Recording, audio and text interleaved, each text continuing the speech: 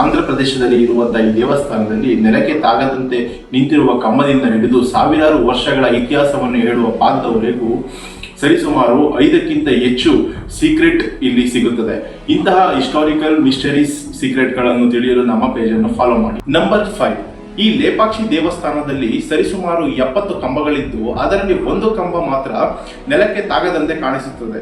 ಅದರ ಕೆಳಗೆ ನಾವು ಈಸಿಯಾಗಿ ಒಂದು ದುಪ್ಪಟ ಅಥವಾ ಒಂದು ಪೇಪರ್ ಅನ್ನು ಪಾಸ್ ಮಾಡಬಹುದು.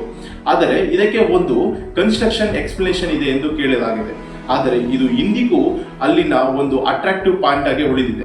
ನಂಬರ್ 4, ಬೃಹತ್ ಶಿವಲಿಂಗ. ಆ ದೇವಸ್ಥಾನದ ಹೊರಭಾಗದಲ್ಲಿ ಕಂಡುಬರುವಂತಹ ಈ ಬೃಹತ್ ಶಿವಲಿಂಗದ ತಲೆಯ ಮೇಲೆ ಹಲವಾರು ತಲೆಗಳುಳ್ಳ ನಾಗನ ಶಿಲೆಯು ಕಂಡುಬರುತ್ತದೆ. ಈ ಶಿಲೆಯು ಒಂದೇ ಕಲ್ಲಲ್ಲಿ ಕೆತ್ತಲ್ಪಟ್ಟಿದೆ ಎಂದು ಹೇಳಲಾಗುತ್ತದೆ. ಆಗಿನ ಕಾಲದ ಸ್ಕಲ್ಪ್ಚರ್ ನೋಡಿದರೆ ಆಗಿನ ಕಾಲದ ಸ್ಕಿಲ್ ಎಷ್ಟು ಮಟ್ಟಿಗೆ ಇತ್ತು ಎಂದು ಅರ್ಥವಾಗುತ್ತಾ ಬರುತ್ತದೆ. ನಂಬರ್ 3, ಸೀತಾಮಾತೆಯ ಪಾದದ ಗುರುತು.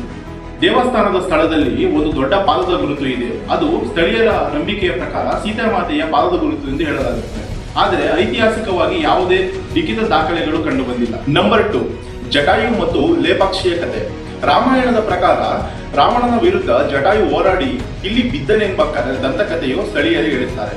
ಆಗ ರಾಮ ಲೇಪಕ್ಷಿ ಎಂದ ಕಾರಣ ಈ ಜಾಗವನ್ನು ಲೇಪಾಕ್ಷಿ ಎಂದು ಕರೆಯಲ್ಪಡುತ್ತದೆ. Number 1, ceiling paint.